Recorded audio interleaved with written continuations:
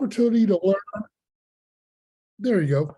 It's an opportunity to learn about the Kirwan Blueprint for Maryland's Future. Most folks just know it as Kirwan, or they call it Maryland's Blueprint.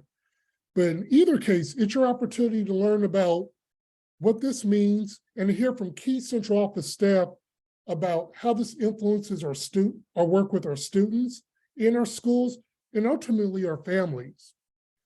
In the coming weeks, we're going to release our draft Kirwan plan for public comment. This means you'll get an opportunity as we talk about some of the areas that we're going to work in and some of the resources that we'll receive to do that work. We want to know how you feel about it. So we're going to invite you to come in and offer public comment, but that'll be in the coming weeks. And we'll do that prior to us submitting our plan to the state. But for tonight, we want to give you a little background on the law and its requirements. Tonight's town hall is going to be broken up into a couple of different sections. First, we're going to provide a general overview of the Kirwan law, so you understand its two key focus areas, which are early childhood education and college and career readiness. After we present about the different topics, we're going to pause for a little bit to allow you to ask us questions on the topic that we discussed. So when we talk about early childhood, there'll be a brief presentation, and then we'll give you an opportunity to ask questions. We don't want to go through the entire night and just present and not give you a chance to speak back. If you do have questions, type them in the chat, and then one of our experts will elevate them to our other experts, and we're going to get your questions answered. In addition, we want you to come back on January 31st, where we'll have a second session about the blueprint. But again, I want to talk about that a little bit later. Tonight, let's focus on the session that we're at, the section that you've chosen to attend. Now, it is my great pleasure to introduce Sandy Jacobs, Executive Director for Strategic Resourcing at City Schools Blueprint Implement Coordinator. That's a lot, Sandy. Good deal. And meanwhile, I'm going to run the deck. Sandy, you have to prompt me verbally, okay? Yep. Thanks so much, Andre, and thank you, all of you, for joining us this evening. I am, as Andre said, City Schools Blueprint Implementation Coordinator. Included in the legislation was a requirement that every district identify a point person, and for City Schools, that is me. So we wanted to start tonight by giving you a bit of an overview of the law and its many parts. It is a big, complex piece of legislation. And then, as Andre said, we have some other experts here to take a deeper dive into some of the parts. So first thing I want to point out is it's a little bit confusing because City Schools had a blueprint for success years before the Kirwan Blueprint for Maryland's Future came along. And so around the state, it's often shorthanded as the blueprint, but here in City Schools, we try to be careful to say the Kirwan Blueprint or refer to it as Kirwan to understand the distinction between this big, new, important state law and our existing blueprint, which has long set the priorities for our districts. So the Kirwan Blueprint passed into law in 2021, so it is relatively new. And at its heart, it is a comprehensive change in how education funding is distributed from the state to school districts, and in turn from school districts to schools. And at the heart of that overhaul is a change to add a really important equity lens and to make sure that funds are getting to the kids who need the most funding. For us in City Schools, this means a beginning of correcting what has been historical, long-standing underfunding in terms of the resources we have for our students here, with particular emphasis on low-income families, English language learners, and students with disabilities. And importantly, Kirwan also directs additional funds to schools that have concentrations of poverty. So not just funding for at the student level, but also funding that concentration of poverty. What's included in the law builds on the recommendations of the Kirwan Commission, which was experts that spent many, many years digging into the research best practices, really not just nationally, but internationally, to make their recommendations on what would be the major new investments that would help to close these equity gaps and ensure a high quality education for all students in the state of Maryland. And so Kirwan has 5 parts to it. We call them the 5 pillars. The first being around early childhood education. The second being around our educator workforce and how we can ensure that all kids have high quality and diverse teachers and leaders. The third pillar around college and career readiness. The fourth pillar is around more resources for the students who need more to ensure success for all students. And then pillar 5 is around governance and accountability. And importantly, we talked about the Kirwan blueprint as opposed to the city schools blueprint, but we are working hard as we plan for the implementation of Kirwan here in city schools to not let this point us in all sorts of new directions, but how do we align these new requirements with what we've already established as our priorities to have a really cohesive and comprehensive education strategy that's going to serve all of our kids well. Next slide, please, Andre. So as I mentioned, it's really at its heart, it's about how education is funded in the state. And under the Kirwan blueprint, education funding is now divided into about a dozen different education funding streams. And each of them have rules about how they're allocated and about how the allocations flow to schools. You can see, looking at the pie chart that shows last year's funding, the 2 biggest buckets are foundation funding, which is just the basic foundational dollars that go to every single student in the district, and then compensatory education, which are those additional funds for low-income students from low-income families.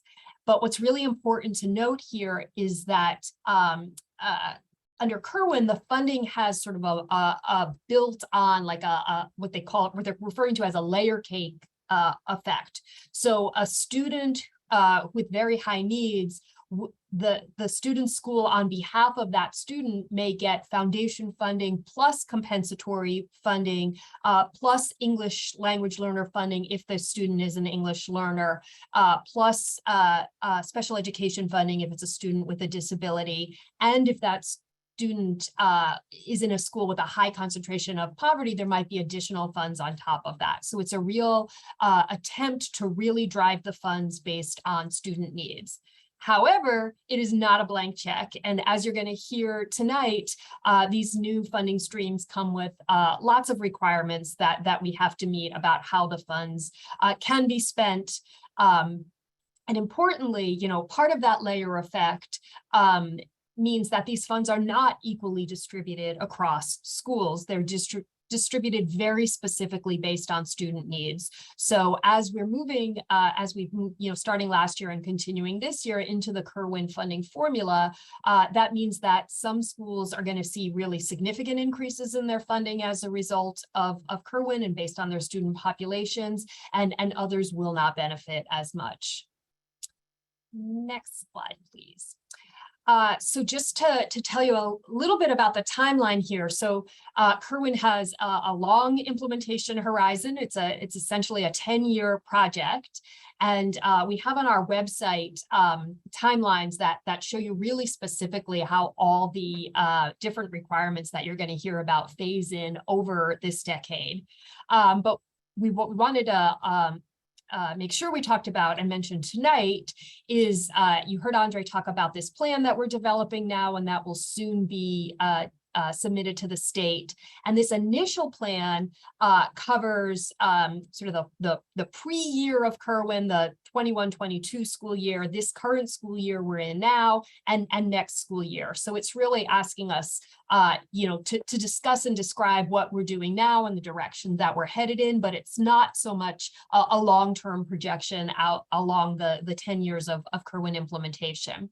We'll be submitting another plan next year at this same time next year, which will cover the next 3 years of Kirwan implementation, and then in 2027, we'll be going through the rest of the years. And we'll also have an opportunity each year to amend and update our plan in addition to these 3 specific submissions. So that's just a very, very high level view of Kirwan. Before we get into the specifics of Pillar 1 and Pillar 3, which we're going to cover tonight, we do want to see if there's any questions on this overview.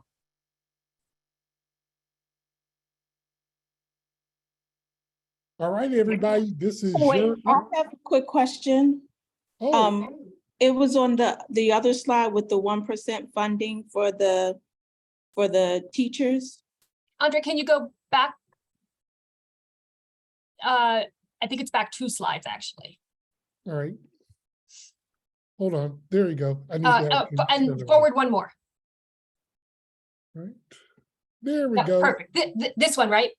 Yes, for the 1% funding for the teacher salary. I know this is all preliminary information, but with the current teacher shortage, is there a plan to increase the 1% funding to get our students certified teachers? Yeah, so this is such a great question. So that 1% around the teacher salary is very specifically, you'll hear more about it actually next week when we take a closer look at Pillar 2. But Kirwan includes a salary increase for teachers who are nationally board certified. And that 1% is very, very specifically that very narrow increase. The other, there are funds built into our foundation funding that are also meant to support our teacher workforce more broadly. So that is certainly not the only place that teacher salaries are supported. That's a great, great question. Thank you for that. Awesome. Thank you so much. I kind of need your help. Please post your questions in the chat when you come on mic like that. It's kind of sudden for us. We're looking for the questions in the chat, but we don't mind answering because we're here for you. But yeah, that one kind of snuck up on us a little bit. Do we have any other questions? I'm not seeing anything in the chat before we get ready to move forward, but I'll give you another few moments before we rock and roll, my friends.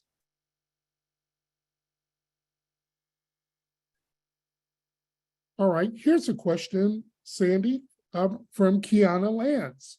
How will funding be tracked and how often?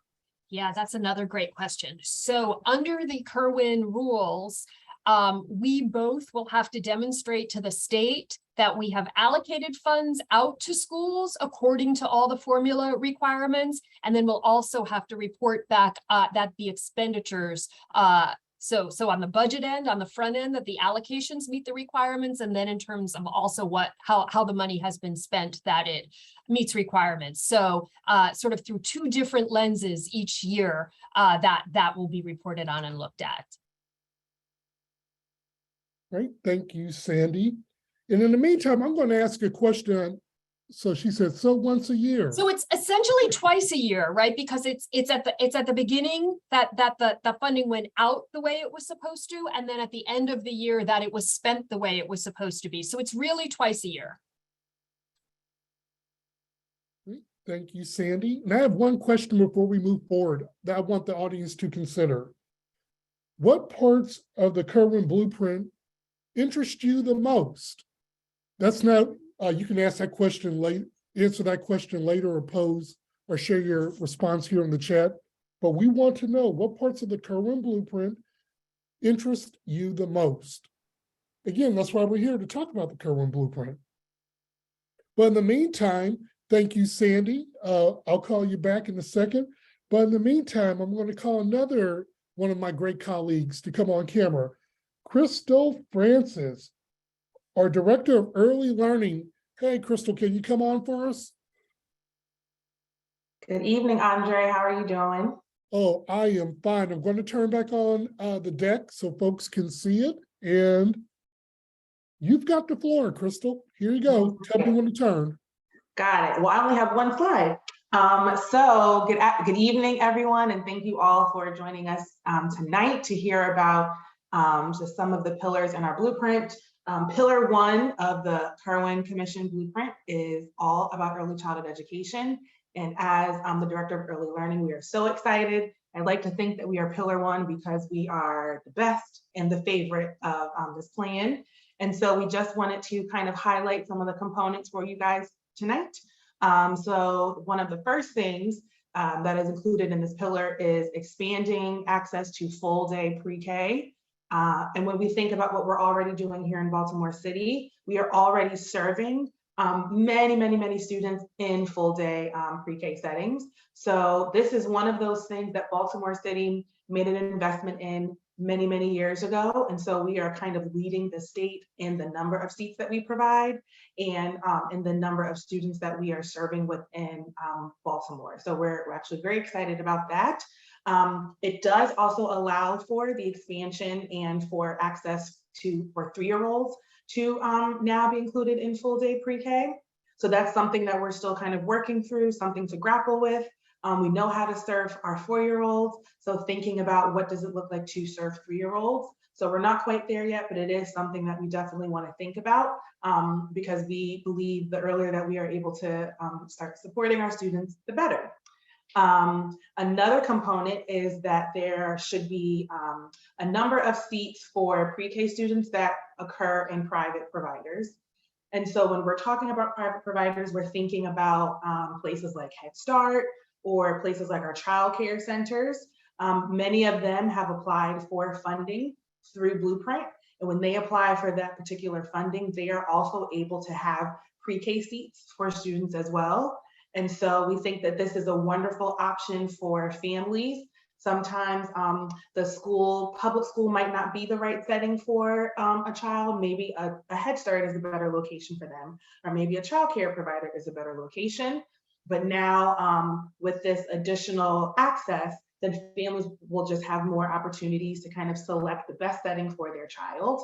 And also included is high quality and high standards for our programs and for our staff. And so we have already been working on this within city schools. Maryland has a process called accreditation, which is essentially a high quality rating system that they have our early childhood classrooms go through. And it really looks at our curriculum and lesson plans and how teachers are working and including communities and families. And so it's very important to us that we can ensure that all of our classrooms meet this high standard and that all of our teachers are also meeting a high standard. So those are some of the things in Kirwan as it relates to pre-K. And next we have the administration of the KRA. And so I'm sure some of you all have heard about the KRA, the Kindergarten Readiness Assessment. So one of the requirements moving forward through Blueprint is that all students within Maryland should get should take the KRA assessment. Previously, different counties or cities had the option to say if they wanted all of their students to take the KRA or not everyone. In Baltimore City, we have always had all of our students take it because we believe in seeing where our students have progressed and using that data to really help inform the instruction. So once again, that's one of the things that we're already doing here in Baltimore City. And I did want to give just a little shout out. I don't know if you've seen our most recent KRA scores, but we improved upon our last year's scores by 8 percentage points. So that just kind of continues to prove and show that our pre-K classrooms are performing where we want them. Obviously, we keep wanting to have them do better, but we are just very happy with the progress that we've made, especially as we're recovering from the pandemic. And then finally, there are lots of family supports that are included in Kirwan. And when we think about early childhood education, we can't think about this without also thinking about our families. And so there's funding for the expansion of Judy centers. Here in Baltimore City, we actually have the most Judy centers of any other school system within the state of Maryland. We have 14 Judy centers, And 2 of those we actually just opened this school year. So we're so excited to continue to expand our Judy Center family so that we can continue to offer these wraparound supports and services for our families here in Baltimore City. There will be additional family support centers. Those will be called Patty Centers. Again, those are located, I believe there's 2 here in Baltimore, I think, but those also provide a lot of supports for families. And then increased funding for infants and toddlers. Those are our littlest, youngest learners, birth through 3. And as we want to make sure that we are providing early intervention for students and families, the earlier the better. And with that additional funding, it will just really support providing more services and increased services for our littlest learners. So that's a quick high-level overview of Pillar 1. And so I'll look to see if there are any questions. And Crystal, there are in fact questions. You were sparking a little bit of a discussion here in the chat. All right. We're gonna hop right to it, okay? The first question, how will preschool for 3-year-olds be implemented? That's a great question. And it's actually not an easy question to kind of answer in a couple of minutes. So we have a lot of experience in implementing 4-year-old pre-K. Implementing 3-year-old pre-K kind of will look similar, but also will have to look different. 3-year-olds they still kind of operate a little bit differently than 4-year-olds. So before city schools kind of moves into any new grade band, new territory, we definitely want to make sure that we are being really thoughtful in how we roll out that program. So as I said, we're not quite there yet, but we want to make sure that if and when the time does come, that we are very thoughtful about what that will look like so that we can make sure that we have a high quality program for 3-year-olds as well. And Crystal, if I could just add there, just to understand what's in the law about 3-year-olds versus what's in the law about 4-year-olds. So the law is very clear that we must, and we're already well on this path, serve all low-income 4-year-olds. It is not as clear a requirement around 3-year-olds. It's just that we have to serve increasing numbers of 3-year-olds. So as Crystal said, we're sort of figuring out what the timeline and trajectory around 3-year-olds is, given that we have more flexibility around that within the statute. Thank you both. And Crystal, I have another question. Will pre-K for 3 to 4-year-olds that are not low income be available? Also great question. So I think, as Sandy said, right now, the legislation is really looking at making sure there's access for low income 3-year-olds. So I'll kind of first speak about our pre-K. So right now, in Baltimore City, we have a tremendous number of seats available for our pre-K students. So right now, pretty much any student who wants to have a seat in pre-K could have a seat. And that is actually regardless of income. So we do have a kind of like a priority system where we want to make sure that our low income students are able to get seats first.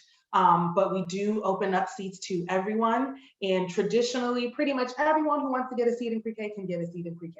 You might not be at your zone school, you might be at the school next to your zone school, but you got a seat. So that's also, we're really happy about that because that's something that the legislation rolls out in a couple of years, and we're kind of already doing that when it comes to our 4-year-olds. So we're really proud of that.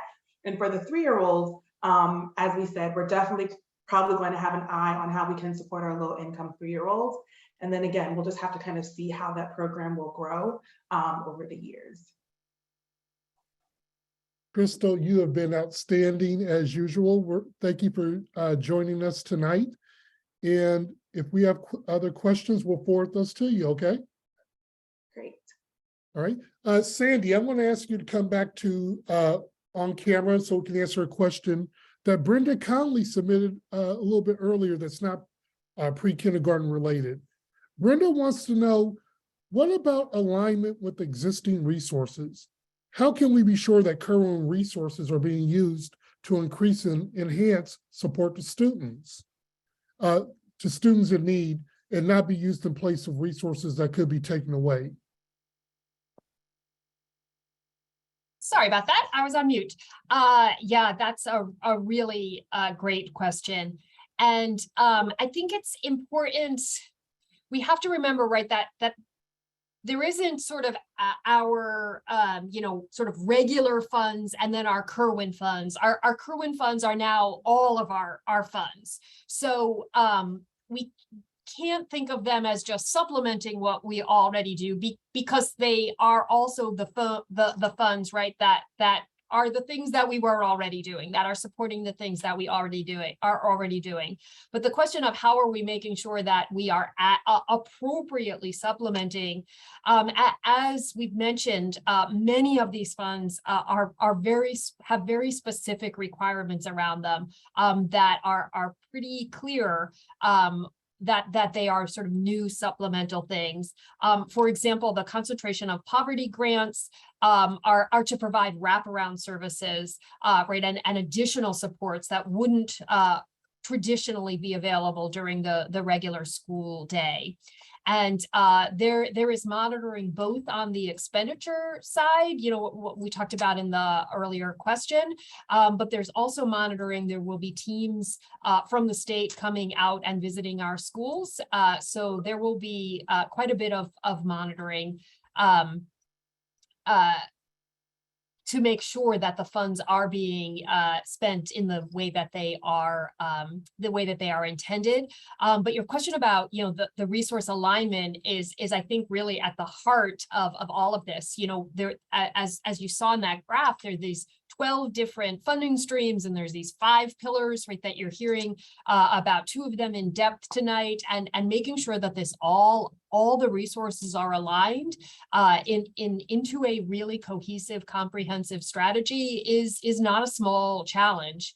And it's going to take a lot of us, including our community partners, our families, all of our stakeholders, really paying attention to that resource alignment piece. So thank you so much for raising that. Okay, and Sandy, I almost missed a question about pre-K. Back to Crystal. James. So Crystal, if you're here, you're still here. We have a question. Where are toddlers and infants being served? So currently our infants and toddlers are actually served, so they are served within their, the term is escaping me, but they're served within their natural environment. So the way in which infant and toddler services work, again, those are students who are 0 to 3. So usually they are served either at home, or if that child spends a day at a daycare center, then they'll receive services at daycare, or if they're at Head Start, they'll receive services there. So that's the way that infant and toddler services happen. Thank you, Crystal. Appreciate you. Thank you for coming back. All right, y'all, before we move on to a discussion about college and career readiness, pillar number 3 in Kirwan, I want to pose a question for the audience in general. What aspects of the early childhood pillar do you think will most benefit city schools? And I'm going to type that here in the chat. I'd like to have your opinions because, again, we're using this feedback as we build our plan that we have to submit to the state, and that hopefully will serve our students well into the future. So I'm typing this in. Think will most benefit. Why are you hearing me read what I'm writing? Well, because it's a habit. Right, we're going to move on, but you can type in your response here in the chat, okay? And Tanya jumped in because she types a little faster than I do. And we think that's a pretty big benefit too. 3- and 4-year-olds definitely need the work. Expanded access to pre-K. Right, I'm not going to read them all, so you all can jump in. Again, I have a number of experts who are watching the chat. Some of them may even chime in depending on your question. But in the meantime, I'm going to call another great one of my colleagues to the forefront to discuss Pillar 3, College and Career Readiness. I invite Dr. Rachel Pfeiffer, our Executive Director of Academics, to come to the floor. Rachel, can you come up and see us? Hey there, Andre. Good to be with you. Oh, Rachel, it's a pleasure to see you again. We're happy that you're here. All right, I'm going to share my screen and tell me when you're ready to go. Sounds good. Thanks so much. So really excited to be able to provide an overview of the college and career readiness pillar, pillar 3.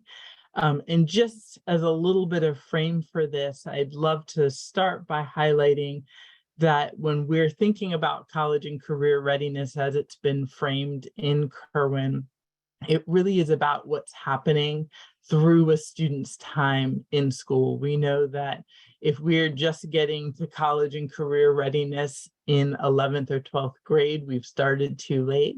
And so really want to highlight that this is collaborative effort that goes pre-K through 12. Crystal kicks us off with the early childhood work, and then we continue to build on that to ensure that our students are ready. So one of the first components to highlight is the expectation that students will be able to demonstrate that they are college and career ready by the end of the 10th grade. And that is based on state assessments right now, that as students take the tests, as they see the scores, that will kind of be the basis for determining whether they're college and career ready. And all of our work related to curriculum and thinking through the content and the way that students are taught will help them to get ready to be ready by the end of 10th grade. We also see in Kirwan the second component is individualized plans and supports for students who have not yet met the CCR standard by the end of 10th grade.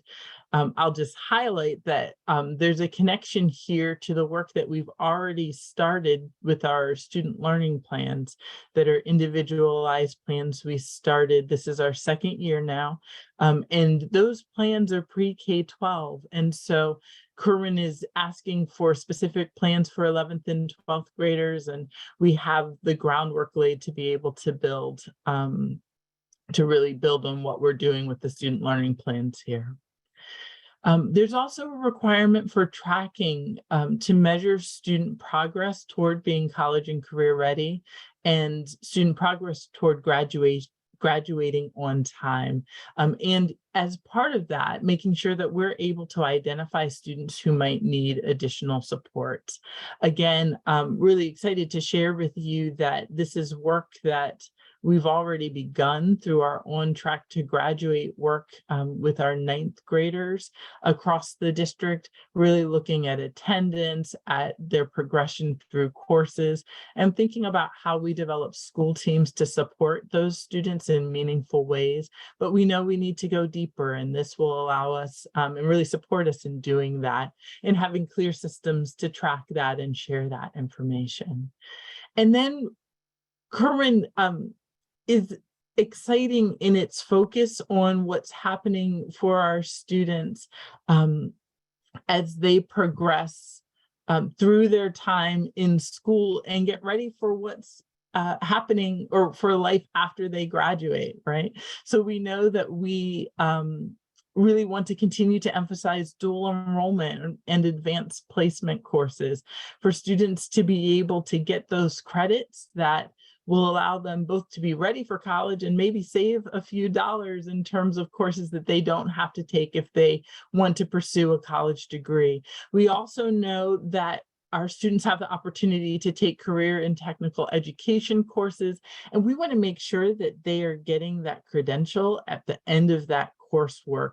So not just being able to take the carpentry class, right, or the computer science class, but to have the credential at the end that is recognized by employers who say, this credential really vouches for your skill in this area. So we will continue to build, again, on what we're currently doing to ensure that our students who meet the college and career readiness standard get to dive into these various courses and to make sure that we're continuing to provide opportunities for those who haven't yet met the standard to get the supports that they need so that all of our students can leave us prepared to pursue further education and to move on to careers with family supporting wages. I will pause there. I've seen some good questions coming in the chat. Andre, where would you like to start? You know where I would like to start, Rachel? I'm going to work from the bottom up Sounds because good. sometimes it's just a little easier to catch up that way. So if you had a question before Kiana at 6:38, we're going to get to you, but let's start with Kiana. Rachel, what was the reasoning for using the end of 10th grade rather than 9th grade? Was it to have more time to prepare students for graduation and catch the need sooner rather than later? Or was there another rationale? That is a great question, and I'll give it a start, but Sandy, you may want to jump in as well. So what I would say is that certainly the transition from middle school to high school is pretty significant, and it's actually pretty ambitious to ask our students to now meet a standard by the end of 10th grade that historically, we didn't expect students to be college and career ready until they graduated in 12th grade, right? So I think that the desire was to signal that we want students in the state of Maryland to be able to reach that standard earlier and get the jump on kind of some of the college and career opportunities that we can provide to them while in high school, while still giving them some time to make that transition, get into 9th grade, understand the transition to high school and what is required, and another year of kind of getting that foundational coursework in 10th grade as well. So that is my best sense of kind of why the legislation was created in this way. But Sandy, if you want to jump in, please do. Yeah, I think the only thing I'd add there is sort of from sort of the two different directions. One, a student who's able to meet the standard for college and career readiness by 9th grade will have access to the pathways that that Rachel described. And a very significant piece of Pillar 3 is also a requirement, which is something that City Schools has been doing pre-Kirwan, is for to have a 9th grade tracking system. So we are in no way, 10th grade is not the first time that we look at students, right, to assess whether they are on track. We've been looking at it all along, and in fact, we'll have to report out where they are in 9th grade. And so I think it is about setting that standard at a place, knowing that some kids are going to need longer, right? That some kids are still going to be working on meeting that CCR standard in 11th and 12th grade. And some students are going to be ready sooner, and making sure that then they have the access to the pathways that Rachel described. But the point about we don't want to first find out in 10th grade that someone isn't on track to meet the standard is absolutely right, and not only highlighted in Kirwan, but as I said, something that we've been doing in city schools before Kirwan told us we had to. Great, thank you both. Now again, we're working backwards in the chat. So Brenda, I'm going to come back to you, but we're going to go to Keisha Godwin. So, Dr. Pfeiffer, for charter schools that do not complete student learning plans, what do they use to capture that data? Yeah, that is an excellent question. And one of the things that I would highlight, as Sandy mentioned, in terms of work that we've already been doing, is that the district has what we call our On Track to Graduate dashboard, as well as a dashboard of early warning indicators. And so we use the data that is in our student information system, student attendance, student grades, to be able to look at how students are progressing toward graduation using our On Track to Graduate dashboard, which tracks student progression in courses, student completion of service learning hours, student completion of assessments that are all part of our graduation requirements. Our early warning indicators looks at student attendance, looks at student behavioral incidents if there have been any, and it looks at student course progression as well. And so those are tools that we already have through data that is in our student information system, even if a school is not using the student learning plan format that we kind of have developed as a district. So I hope that answers your question, Ms. Kipling. All right, thank you, Dr. Pfeiffer. And Brenda has 2 questions, so we're going to go one by one. The first one, what strategies is City Schools considering in the immediate future to compensate for instructional time lost during the pandemic? That's great. Great question, and something that we've thought a lot about and actually have invested quite a bit in.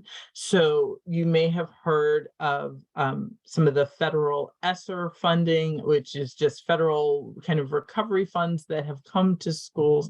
And what that has allowed us to do, not even kind of the immediate future, but immediately, we've been doing it even since last year, is to spend our funds in ways that do address some of the missed learning that as a result of the pandemic. So I'd highlight some of our tutoring work. We have tutoring programs across our schools where students are getting additional support, one-on-one or small group support for the academic areas that they need help in. We also are getting. Oops, Dr. Pfeiffer, hold on. We have someone who's So good. speaking It's so on hard to mic. get. Would you mind turning yourself off? But Yeah. once I'm gonna have to find you. Yeah, somebody called that out and the lady said that they definitely start, Hello? they don't just look at 11th. There you go, I found him. Okay. Sometimes you Okay. gotta guess right, don't you? No worries. I think we've all been there. Yeah. So the tutoring I would want to highlight. I also would want to highlight extended learning programs that are taking place in some schools before school, after school. Certainly during the summer, we expanded the number of programs available to our students pretty significantly. That includes all manner of programs that are integrating academic supports in the arts, robotics programs, various activities for our students that are embedding many of the academic skills that they need. Credit recovery is included in that for our high school students. And so there's been work that has happened there.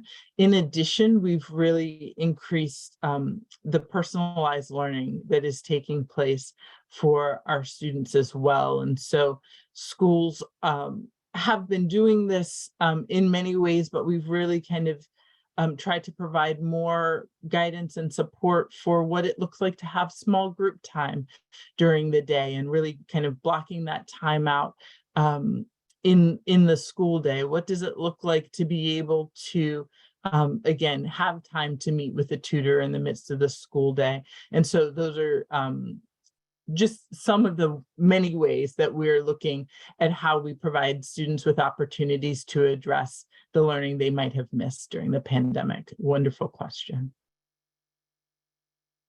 All right, Dr. Pfeiffer, we have some follow-up questions.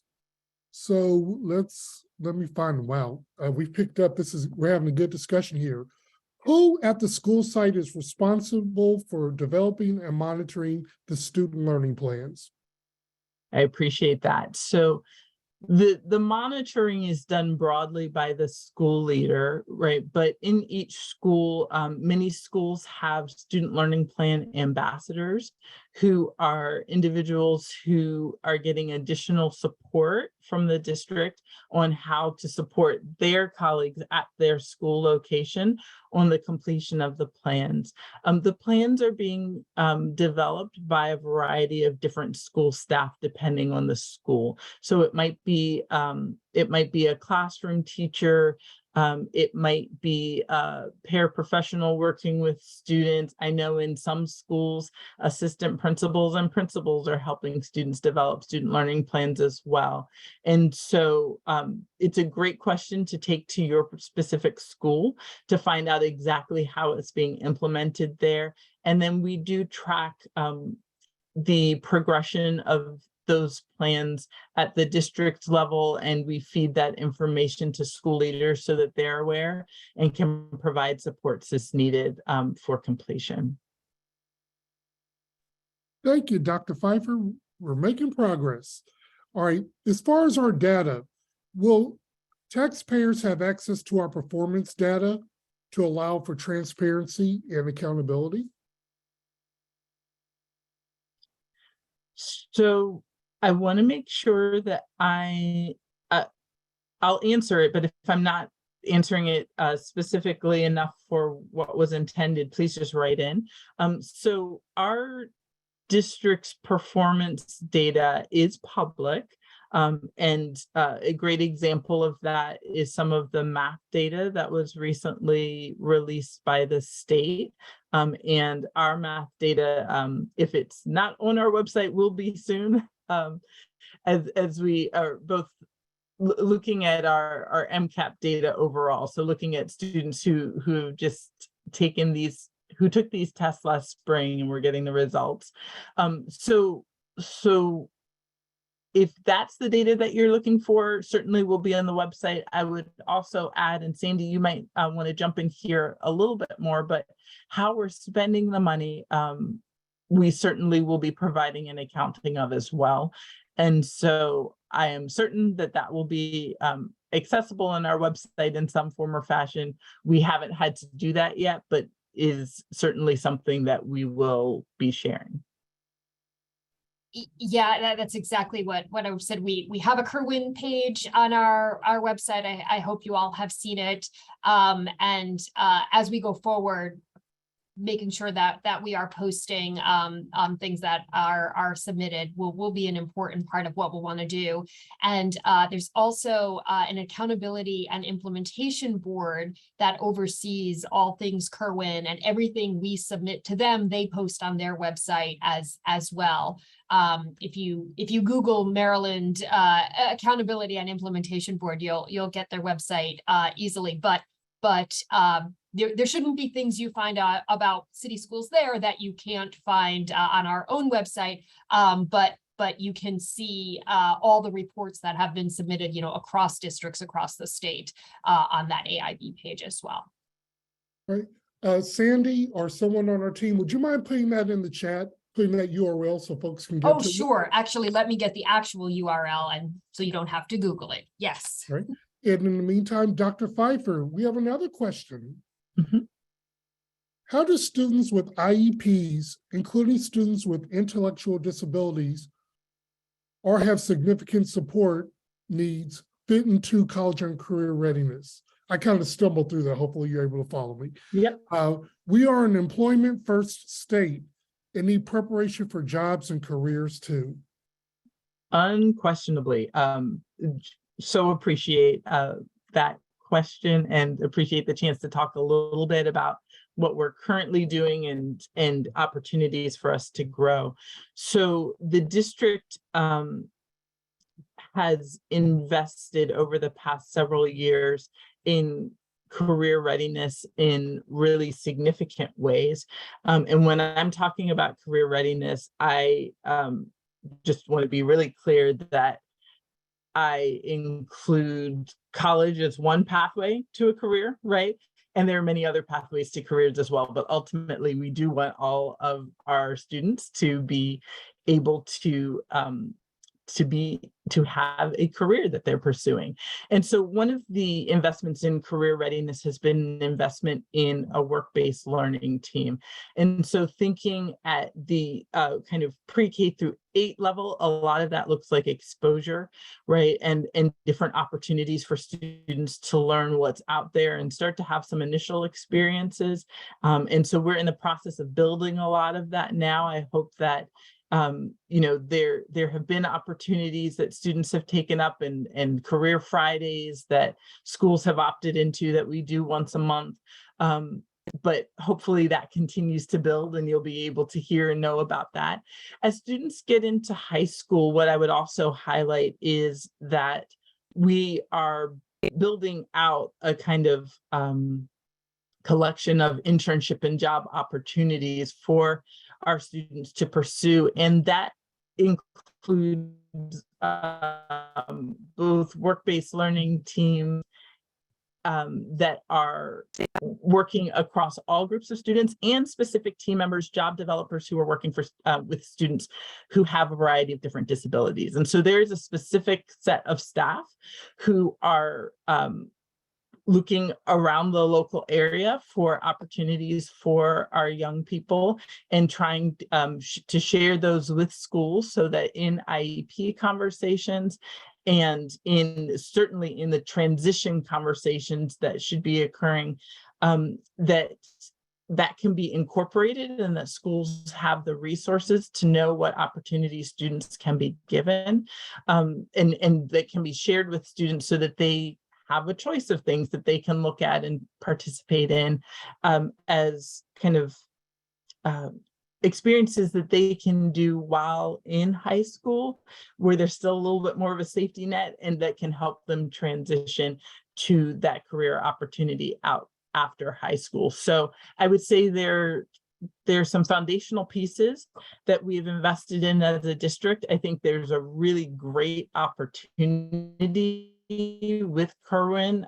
One of the pieces of the legislation is our working with the Mayor's Office of Employment Development for career counselors, right, which will provide even more knowledgeable people at the school level to be able to provide that level of support. So Liz, I appreciate that question. Would love for you to keep on asking kind of how things are improving over the years, and hopefully you will see us in an upward trajectory of how we are supporting our students with disabilities in that way. All right, Dr. Pfeiffer, you're doing well. We have another question.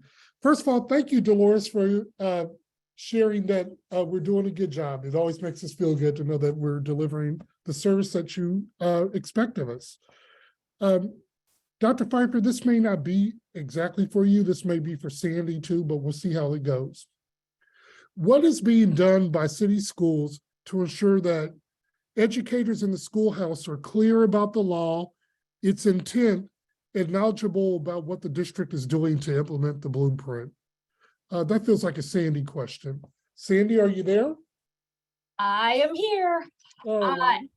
Yeah, I think that's such an important question. And the challenge is really twofold, right? Because on the one hand, the way it's framed in the question, right, is exactly right. We need to make sure our educators really are deeply understand Kirwan and what it requires and where that is causing shifts. At the same time, as we said from the outset, we don't want our schools to think of Kirwan as this brand new thing that's, pulling us off of the priorities and strategies that we have in place. So our challenge is really to make sure that our teachers, our building leaders have the information that they need, but are also clearly seeing that alignment. So some of that comes through the work that's all the things Rachel has been talking about, right? All the things that are going on in our buildings already,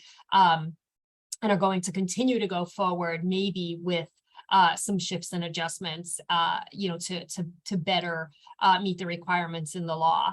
And then, really starting with our school principals is really where we need to make sure there's that really deep understanding of the Kirwan law so that they in turn can work with their staffs. I think I know is a goal of mine over the coming year to be in as many schools as will have me, to have a chance to talk directly with our educators and answer their questions directly about the law. So it's such an important question. And, I am not going to say, yup, we've got it.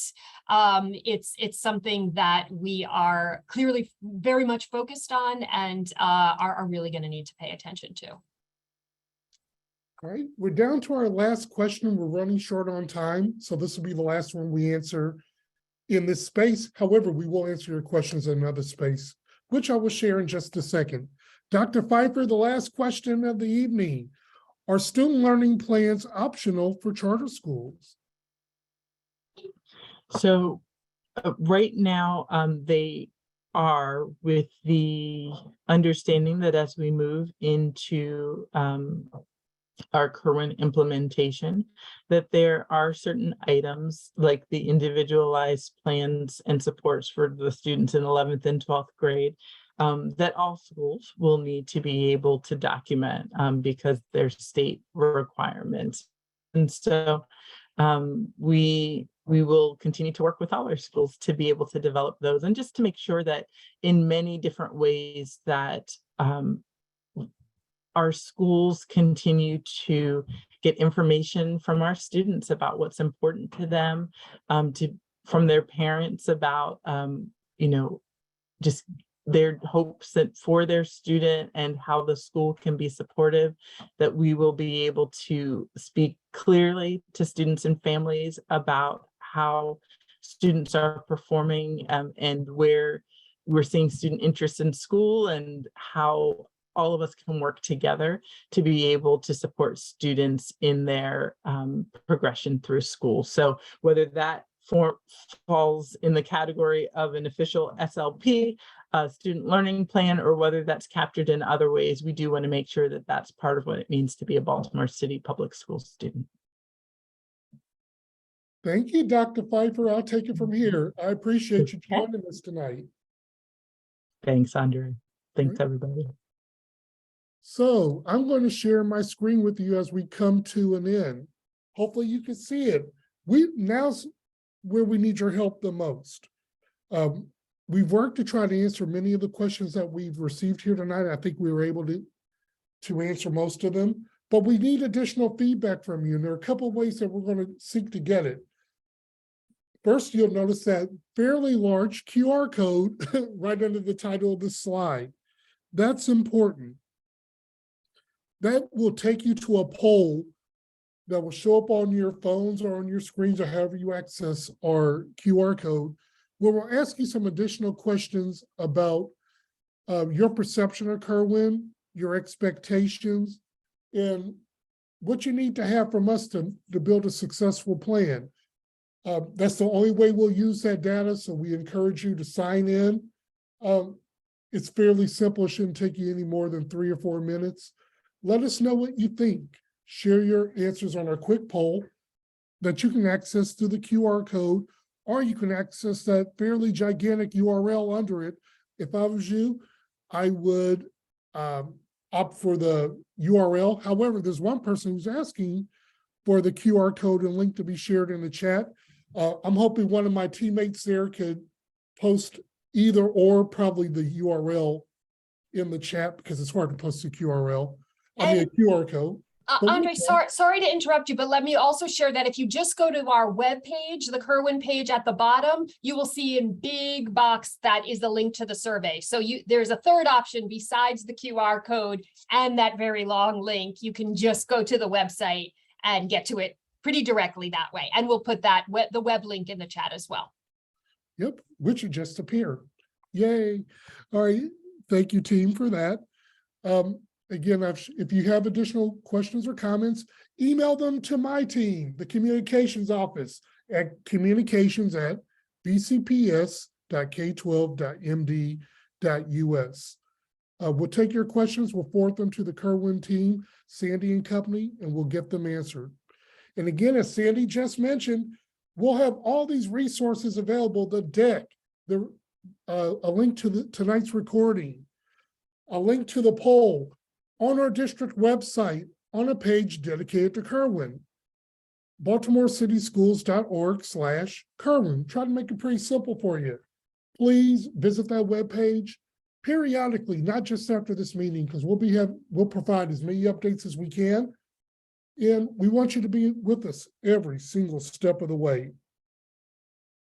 I'm getting ready to wrap this up. Oh, I have a key thing. I told you there were 2 of these events. Tonight's the first one. We want you to join us again next week, January 31st, where we will talk about other key focus areas. Sorry, reading from some notes. We're going to talk about high quality and diverse teachers and leaders and more resources for students. Again, on January 31st, join us again so we can discuss Kirwan in relation to high quality, diverse teachers and leaders, and more resources for students. Similar to this meeting, we'll ask you to share your feedback, and we'll continue working together to build a plan together that best serves the students of Baltimore City. I want to thank you to all our presenters tonight, our experts who came out and made certain that we were able to share as much great information as we can. I want to thank the comms team as always, because I just think they're fantastic, and I just like to recognize my team. And I want to bid farewell to you. I'm Andre Riley, the Executive Director of Communications for Baltimore City Public Schools. Go to the website on the screen. Tomorrow we'll have it updated with many great resources, and I'll see you on January the 31st. Thank you all for joining us, and you have a great evening.